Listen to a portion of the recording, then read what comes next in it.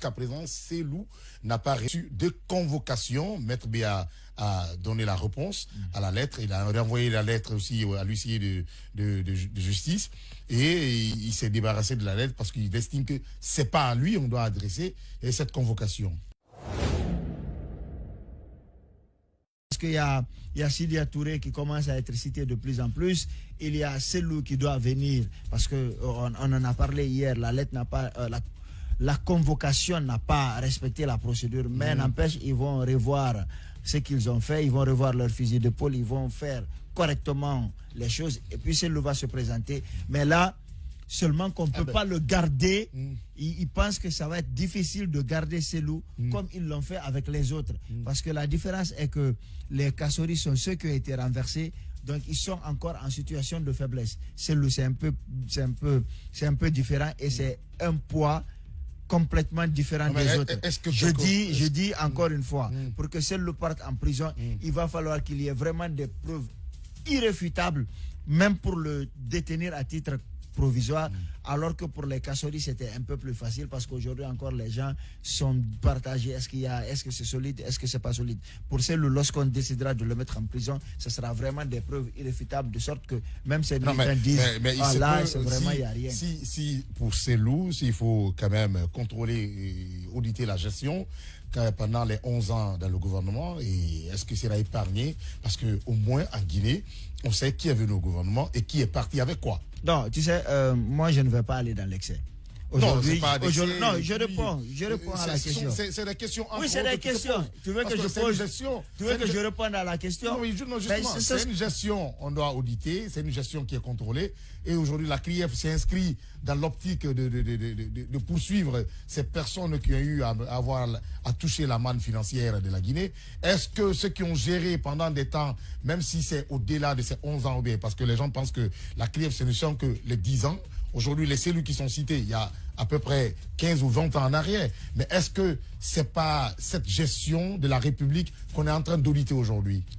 Ce que je suis en train de dire, c'est que je ne vais pas dans l'excès. Est-ce que s'il y a audit sur la gestion des 10 ans ou des 11 ans dans le gouvernement de Selou, ce qui ne sera pas épinglé, je ne sais pas. Parce que moi, je n'ai pas de preuve qu'il a détourné. Encore une fois, je n'ai pas de preuve qu'il n'a pas détourné. Je ne suis pas en train de dire qu'il est blanc comme neige.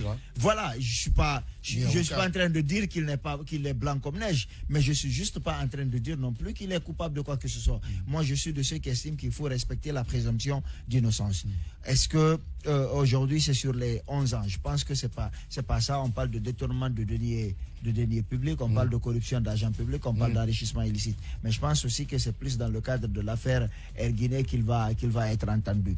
Attendons de voir, il y a beaucoup d'acteurs. Pour l'instant, Erguiné n'est pas cité. Oui, non, c'est pas cité, mais beaucoup estiment que c'est par rapport à ça.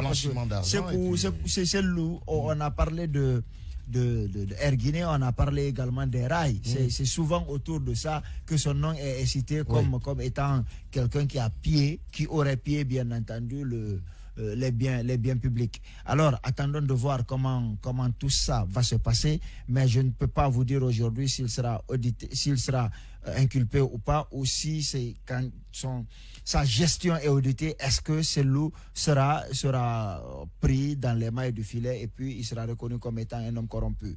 Ce que je sais, c'est que beaucoup de personnes qui sont intervenues dans le cadre de Erguiné se sont exprimées et ont tendance plutôt à le blanchir. Mais c'est parce que aussi, pour la plupart, c'est des gens qui étaient actionnaires d'une façon ou d'une autre, ou qui sont des alliés de celles qui se sont exprimés. Mais dans ce dossier, surtout, on va toucher ce dossier, même si ça ne fait pas partie des charges retenues contre Selou. On parle souvent de ces suspicions, son nom qui tourne autour de Erguiné, de l'affaire Fria, de l'affaire des rails. Mais est-ce qu'il était seul dans ce dossier? Il y a eu un ministre des Finances, parce que c'est lui qui lance l'appel d'offres, ou bien c'est lui qui... En tout cas, il y a eu un panoplie, il y a eu un pool de ministres quand même autour de Selou pendant qu'il était ministre des Transports. Et il y a eu des ministres quand même qui étaient là. Mais pourquoi c'est Selou seulement qui est visé? Est-ce une manière aussi, aujourd'hui, parce qu'il est politique, est-ce une manière aussi de freiner son élan politique? C'est quelqu'un qui est assez médiatisé. C'est aujourd'hui, avec le RPG, les deux plus grands partis politiques du pays. Donc, dès qu'on parle de Selou dans une affaire judiciaire, quelle qu'elle en soit, tout de suite, la presse se met en branle et puis on en parle. Mais je dis, par rapport à Erguiné, je ne dis pas qu'il est coupable ou qu'il est innocent. Ce que je dis, c'est que à la base, tous ceux qui s'expriment sur cette situation te disent qu'ils ne voulaient pas qu'on vende l'avion. Parce que ce n'est pas la société qui a été vendue. C'est une épave qui a été vendue à un moment de cela. Ils ne voulaient pas vendre. Et les institutions de Bretton Woods demandaient à ce que la Guinée s'en débarrasse. Et celui qui a vendu, c'est Conté qui a ordonné. Cheikh Camara est celui qui a vendu en tant que ministre de l'économie et des finances. Celui n'a fait que signer en tant que ministère des transports et des travaux publics. Mais c'était plus sur le plan plutôt technique et autres. Après, il y a des détails, des dessous que toi et moi, nous ne maîtrisons pas. Il y a des enquêtes qui sont en train d'être faites. Ne blanchissons pas ces loups, ne l'inculpons pas. Laissons la justice faire son travail. Il y a une présomption d'innocence quand même. Voilà, respecter la présomption d'innocence et permettre aux gens d'avoir un procès équitable. C'est une pression internationale supplémentaire sur la junte militaire en Guinée. Ce lundi 30 mai 2022, le Bureau des Nations Unies aux droits de l'homme a appelé le Comité national du Rassemblement pour le développement CNRD à révoquer l'interdiction des manifestations de rue. Ce n'est pas tout. Il dénonce la démolition de propriétés privées, notamment à Conakry, Sigiri et Nzerekore, dans le cadre d'un processus censé viser à récupérer des terres publiques à un moment où les appels étaient toujours pendants devant les tribunaux. Nous appelons les autorités de transition guinéennes à révoquer l'interdiction qu'elles ont imposée aux manifestations publiques, a déclaré ce 30 mai le porte-parole du Bureau des droits de l'homme de l'ONU, Seif Magango.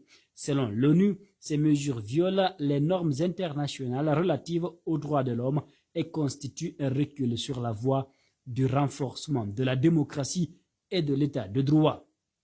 Le 13 mai dernier, le Comité national du Rassemblement pour le développement au pouvoir a publié une déclaration dans laquelle il interdit les manifestations et ou les rassemblements dans les lieux publics et a ordonné aux partis politiques et aux acteurs sociaux de tenir toutes les formes de manifestations politiques uniquement au sein de leur siège. Plusieurs coalitions politiques et acteurs de la société civile du pays ont déjà exprimé leur inquiétude face à ces mesures restrictives, rappelle l'ONU. Nous notons que cette décision intervient à un moment où les acteurs politiques et la société civile du pays expriment leur mécontentement après que les autorités militaires ont annoncé que la période de transition en cours durerait 36 mois, précise Seif Magango. Les mesures annoncées pour restreindre les rassemblements publics et les manifestations ne respectent pas les exigences de nécessité et de proportionnalité selon les Nations Unies. Nous encourageons les autorités de transition à assurer une protection réelle et significative de l'espace démocratique, notamment en faisant respecter les droits à la liberté d'expression, d'association et de réunion pacifique. Ces droits sont essentiels au maintien d'une société inclusive, pacifique et résiliente, indique le Bureau des Nations Unies aux droits de l'homme. L'ONU exprime également sa préoccupation par une mesure controversée de la junte, à savoir la démolition de domiciles privés pendant que des procédures judiciaires étaient en cours.